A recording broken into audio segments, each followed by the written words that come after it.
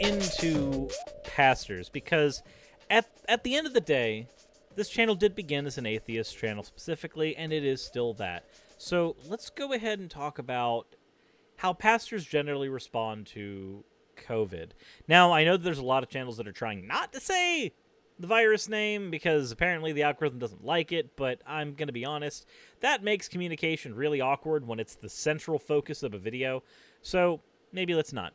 But Hemant Mehta posted a video on Twitter of a particular pastor, and I wanted to go over it because I think that this is fascinating and also morbid. Like, it really, really scary, too, all things considered. Not pleasant. So, if you have a loved one who has passed due to COVID, or you personally have suffered due to it, this may not be the video for you. This may be just a little bit triggering, but if you think you can stomach it, this is scary, and this is happening in the United States right now in a lot of churches, not just the one on display here.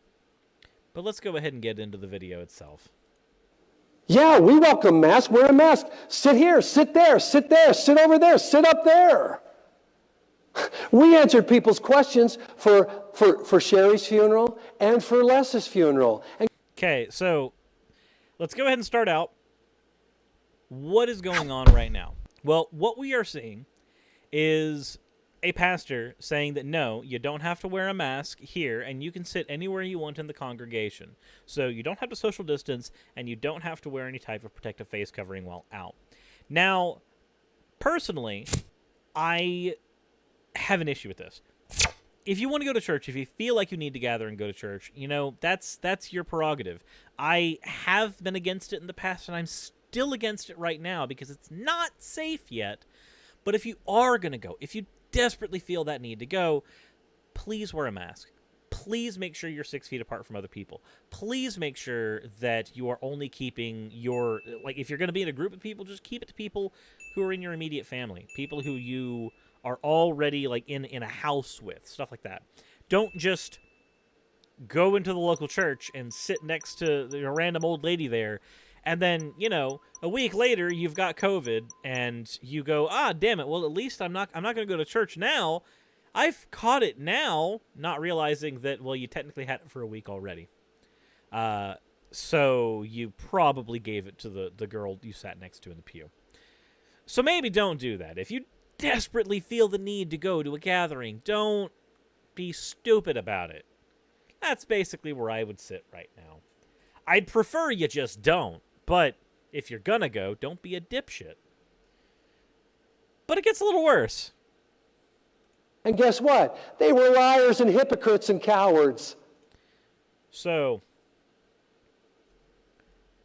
I want you to think about this for just a second. Okay, I'm going to replay this part. And for Les's funeral. And guess what? They were liars and hypocrites and cowards. So either, based on the context, we are either viewing them saying that the people who asked questions during the funeral were liars, hypocrites, and cowards, or we are seeing him say that the deceased were liars, hypocrites, and cowards. Maybe some more context will help. Why? Because I want to come, but I want to make sure that I can social distance. They social distance. 6 miles is not the recommendation. All right. So, let's talk about this. This shit right here. Because this is gross. And maybe let's go ahead and talk about why. So what we have is a pastor who is saying that his congregation, members of his congregation, who are now dead, by the way, who are now dead. Also, apparently the orange saturation makes it look like I murdered a bag of Cheetos. Why is the lighting so bad right now? I'll need to figure that out later.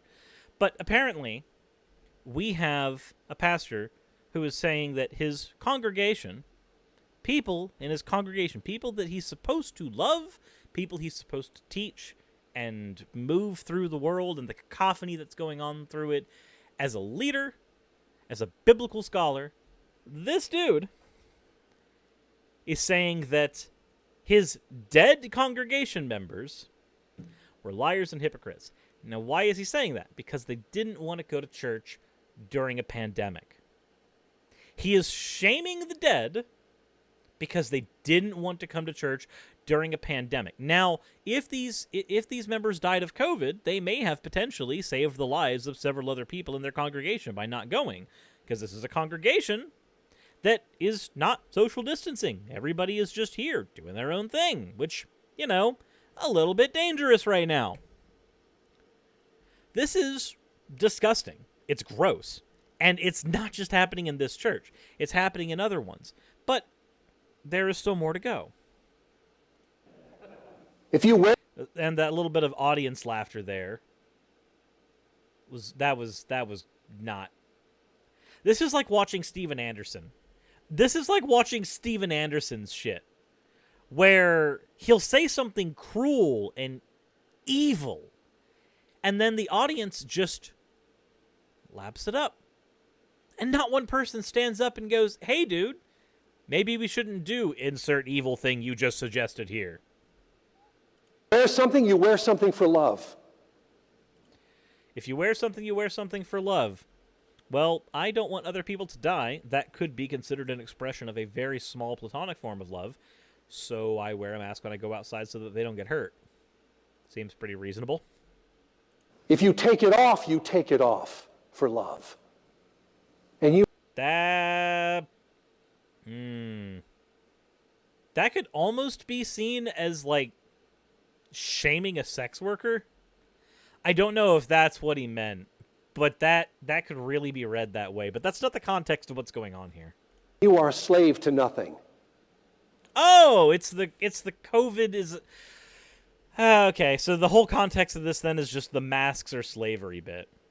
Now, how many of you have actually seen somebody, read on Facebook, Twitter, talked to them in real life at work, something where they've said that wearing a mask is a form of slavery? How many of you? It's a pretty common thought right now. And I personally don't understand it. If a mask is slavery, necessarily a seatbelt is slavery. Necessarily pants are slavery. Because they are all functionally the same thing. Seatbelt is a protection device that you wear in order to protect yourself from getting injured in a car. A pair of pants is something that I wear in order to protect the eyes of others from getting injured from when they have to stare at my micropenis. So, to me, a mask is just an extension of societal norms that we've already been accepting for decades. So I don't see how it can be viewed as a form of slavery. Unless the only way that you can feel free is if you can drive naked in a top-down hot rod with no seatbelt. If that's the only thing that you can possibly have to make you feel like you're a strong and independent person, I don't know if I can help you. I don't know if I can even reach you in a conversation. And you tell me if you have half of a brain left. I can tell you right now that you don't. That our country is not being led by the nose into absolute slavery. It already is. It already is?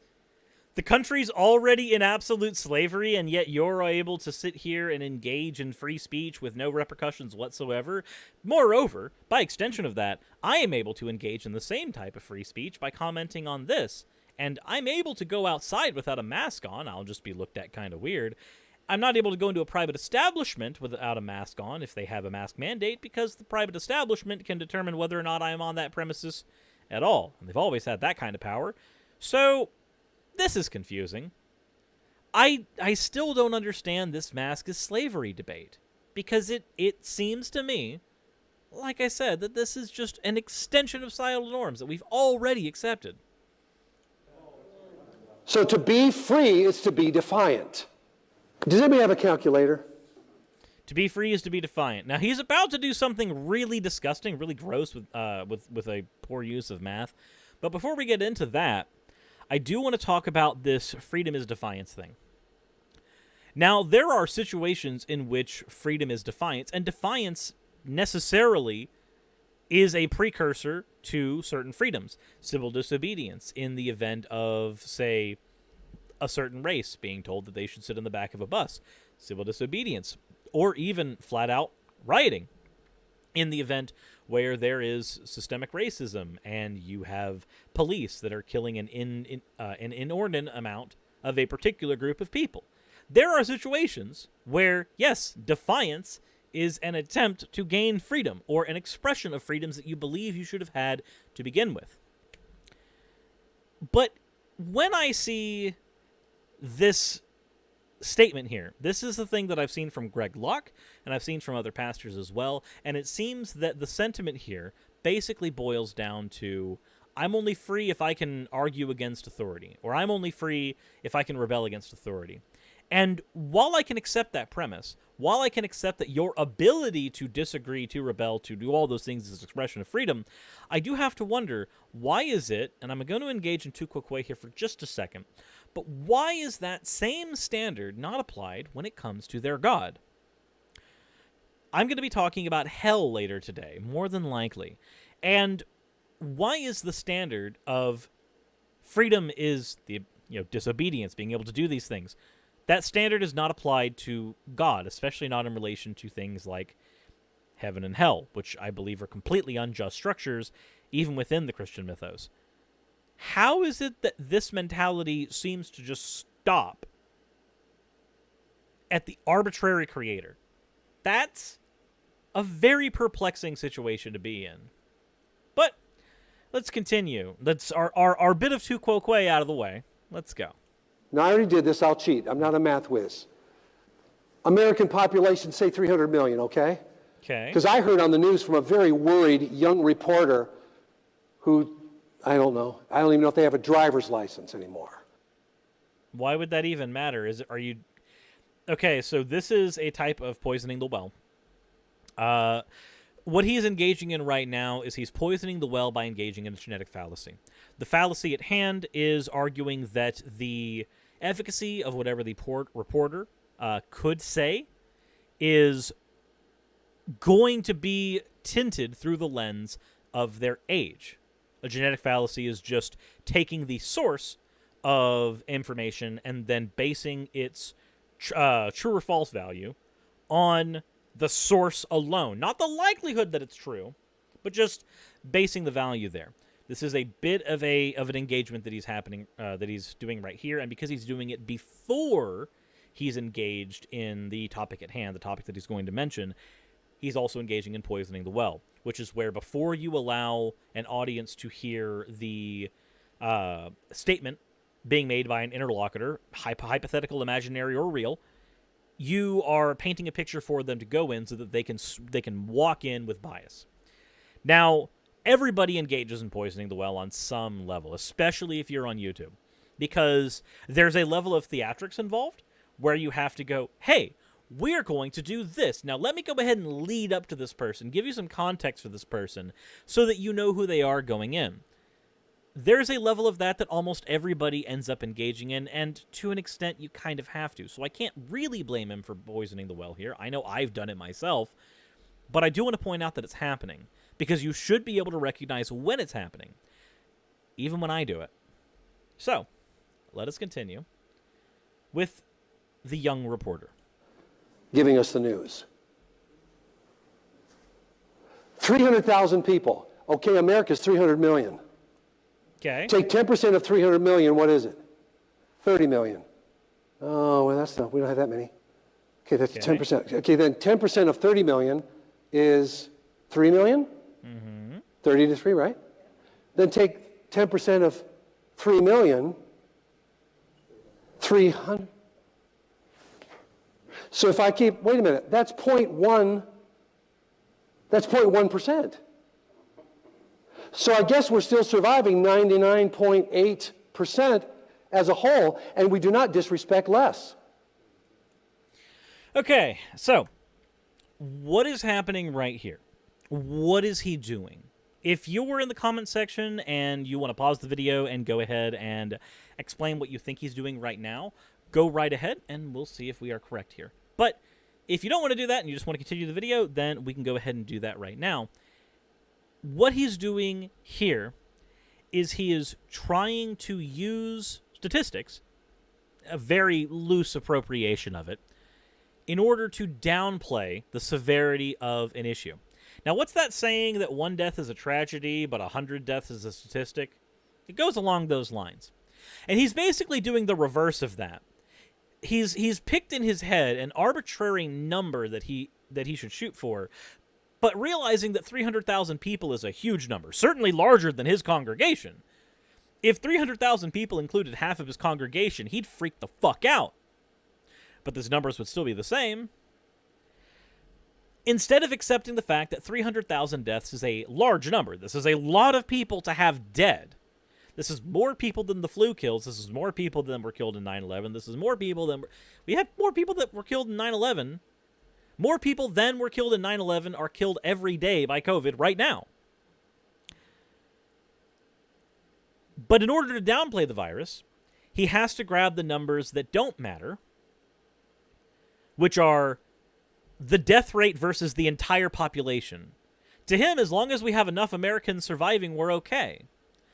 But by that metric, you could pick anything. You could say 1%. Oh, well, 3 million people died, and that's horrible, but you know, it's only 1% of the population. That's not that bad. You can do that with any number of any magnitude. You can downplay it by cutting it down to the percentage and ignoring the real individual people, the individual lives that have been lost. You can do it. It's a gross thing to do. It's disrespectful. But you can do it. Now, why does this not matter? Well, a couple of reasons. Well, one, when we're looking at the actual fatality rate for a virus, we don't look at the fatality rate versus the total population that exists. We look at the fatality rate versus the amount of people who've been infected. Because it's very hard to die of COVID if you don't have COVID. And he's ignoring those numbers, which are certainly a lot higher. Between, 2.7 and 3%? Somewhere around there, if memory serves. I don't remember the exact numbers. But COVID's kill rate is pretty high, and its infection rate is pretty high. But by painting the numbers in a very particular way, he gets to skirt away from the actual issue, ignoring the fact that 300,000 people died. Hey, let's go ahead and play this game. We can. We can play this game grossly. And I'm going to go ahead and tell you right now, what I'm about to engage in is terrible behavior. It's shitty. What I'm about to do is not a good thing. But I want to give you an example. Let's talk about the Holocaust for just a second. Okay? Now, ignoring that the total number of people that died in the Holocaust is somewhere upwards of 11 million, let's just focus on those that died in camps that were Jewish. That number is somewhere around 6 million. Now, let's go ahead and use his exact reasoning. I'm not a math whiz, so we're just going to use approximations. So we have 6 million people. There we go. That died. Now, this is a huge number. This is more than anybody has in their family. Just consider your entire family genocided for a second. That is a scary, scary thing to consider. But let's just go ahead and keep this number. Let's do the same thing that he did, and I'll show you why this is gross. Why this doesn't work. Because you can say that anything isn't a tragedy by using this method. 6 million people died in the camps. Now, this may have happened only in Germany, but we're going to go ahead and apply what's called the reductio ad absurdum. We're going to go ahead and take this argument to its logical extreme and show why it doesn't fucking work. So we're going to compare this number to the population of the world. Okay? So, 6 million people exterminated in these camps. Because, of course, the Jews didn't all come from Germany. So we can't use Germany numbers. So we're just going to go ahead and use the world. Or you know what? Let's be more accurate. Let's use the whole population of Europe. Okay? Let's use the whole population of Europe. As of 2016, that is 741 million people. We'll use that. That's as far as I'll take the reductio. Okay? So we have 741 million divided by 6 million. Or that's not how we do that. But 6 million. How many times does 6 million go into 741? Well, 123. 123.5 times. So the 6 million people that died in camps are necessarily smaller than 1%. Well, now we can say that this strategy, this tragedy right here, this tragedy that happened, the genocide of Jewish people by Hitler's regime, it was less than 1% of the population of Europe. And he was assailing a lot of Europe, but it was less than 1% of the population of Europe. How is that even a Oh, whoa, that's not even a bad tragedy. That's not that bad. That's not horrible.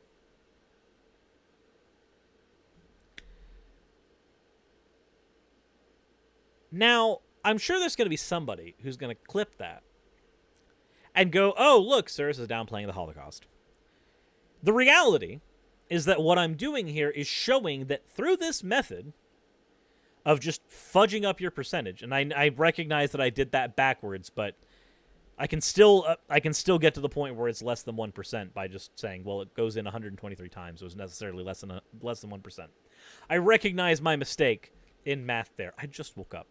But by using this method, we can see that it necessarily downplays the value of life. It downplays it and approximates it to a number and a percentage.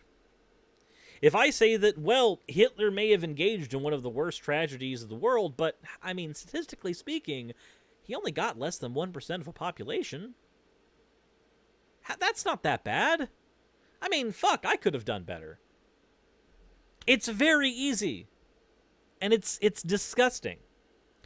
Because you can take that sentiment and use it for anything, to downplay anything.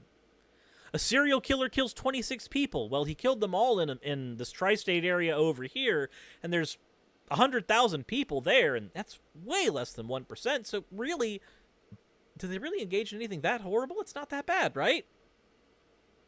Except anybody with, what did he say, half a brain?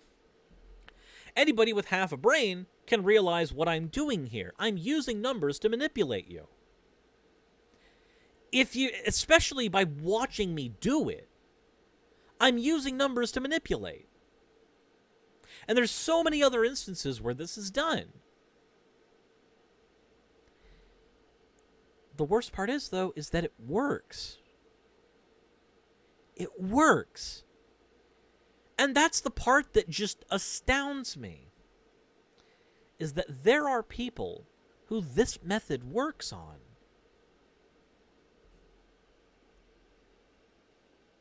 Now, hopefully, if you are engaging in a conversation with somebody who uses methods like this, maybe, after watching this video, you'll at least have the tools required to show them why their methodology is wrong. If I can use this to downplay all tragedies, then I necessarily can't use this method to downplay any tragedy.